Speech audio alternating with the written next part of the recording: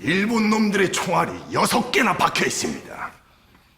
1911년 경성에서 테라우치 총독 암살 때 총 맞은 자리입니다. 구멍이 2개지요. 여긴 22년 상해 황포탄에서 27년 하바로프스크에서 32년 이쯤 후 폭파 사건인데, 그리고 이 심장 옆은 33년에 내가 동지 셋을 팔았다라고 하셨는데 그 친구들 제가 직접 뽑았습니다.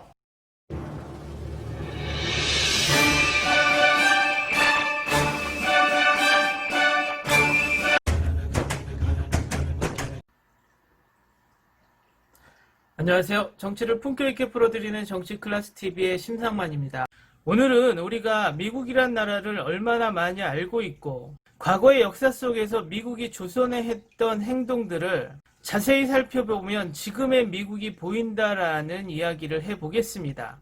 이 이야기는 시리즈로 진행됩니다. 시리즈로 하는 이유는 지금 대한민국 일부 보수 구구 세력들이 맹목적으로 미국과 일본이라는 단어만 들어도 고개를 숙이고 그쪽의 입장을 대변하는 모습을 보이고 있어서 이 모습이 흡사해 대한제국이 일본으로 넘어갈 때의 모습과 교차되어 이번 시리즈는 미국과 일본 중 먼저 미국의 진짜 모습에 대해서 이야기를 하겠습니다.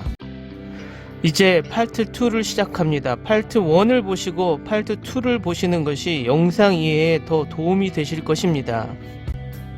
침몰하는 배에서 우르르 도망치는 쥐들처럼 서울을 빠져나간 미국인들, 나라 밖에서 태풍이 몰아치는 것도 모르고 자신들의 나라를 일본에 넘긴 그 대통령의 딸 일행을 위해 조선 지도부는 황실을 방문한 어느 누구보다 극진한 대접을 베풀었다. 대한제국의 침탈 비밀외교 100일의 기록이라는 부제가 붙은 임페리얼 크루즈의 저자 제임스 브래들리는 고종과 앨리스의 일행과의 만남 장면에 대해 다음과 같이 기록하고 있다. 고종은 앨리스와 식사를 마친 후 수행원으로 함께해온 네바다주 출신 상원의원 프랜시스 뉴렌제를 불러 시오더 로즈벨트에게 조종 역할을 발휘해 한국을 점차 거세지는 일본의 억압으로부터 구해달라는 요청을 해달라고 부탁했다. 뉴렌제는 공식적인 창구를 통해 적법하게 요청하라며 비웃는 투로 답했다.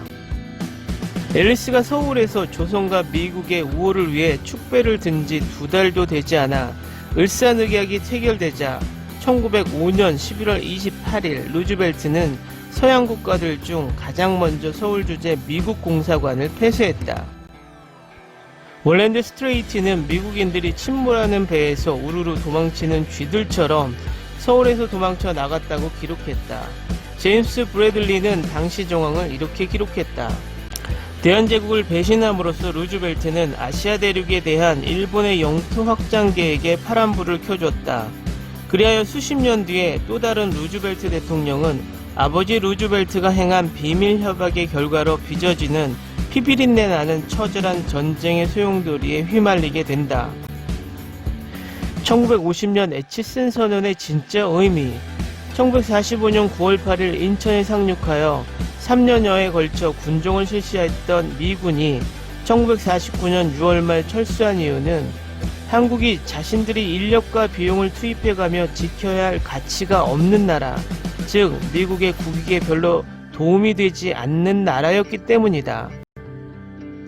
이는 미 군부의 공동전략조사위원회가 1947년 4월 27일에 제출한 보고서에 수치로도 증명되어 나타난다.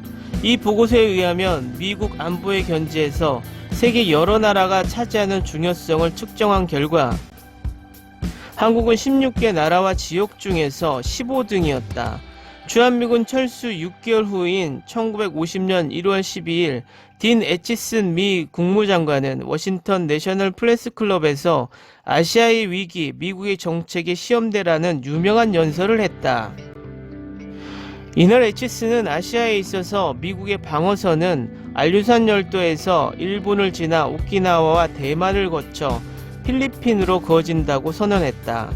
이어 애치스는 대만과 한국은 미국의 방어권 밖에 있고, 다시 말해 미국 방어권 밖의 일에 대해서 미국은 관여하지 않을 것이라고 선언했다. 애치슨 선언의 핵심 내용은 우리가 상식의 선에서 알고 있는 것처럼 북한 침략의 초대장이라기보다는 미국이 중국의 모태통에게 화해의 손길을 내민 것이었다. 당시 모스크바에서는 스탈린과 모택동이 새로운 중소 동맹조약 체결을 위해 70여 일에 걸친 길고 지루한 협상을 진행 중이었다. 이 정보를 입수한 미국은 모택통에게 스탈린의 야욕을 폭로하고 소련보다 미국과 손잡고 협력하는 것이 중국의 국익에 부합하다는 메시지를 보낸 것이 바로 에치슨 선언이다. 미국은 에치슨 선언을 통해 중국과 소련을 떼어놓으려는 의도를 적나라하게 드러낸 것이다. 에치슨은 연설에서 먼저 중국의 혁명에 대한 긍정적 평가부터 시작하여 한국과 대만을 미국의 도서방위선에서 제외함으로써 한국과 대만을 포기할 수도 있다는 트루먼 대통령의 선언을 재확인했다. 다시 말하면 모택동이 소련을 포기하고 미국과 손을 잡는다면 남한이나 대만 정도는 공산 세력에게 넘겨줄 용의가 있다는 메시지를 발신한 것이 바로 에치슨 선언이다.